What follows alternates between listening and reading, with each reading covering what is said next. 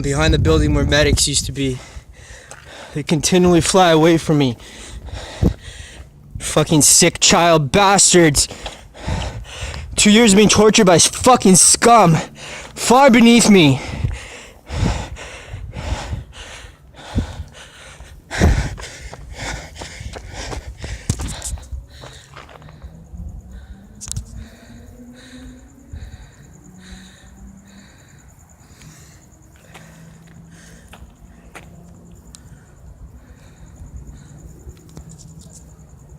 Multiple helicopters now.